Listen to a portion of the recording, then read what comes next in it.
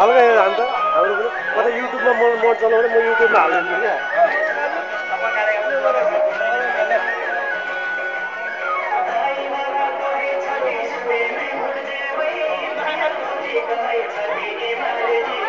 भइहाल्यो यसो देखिने गर्छु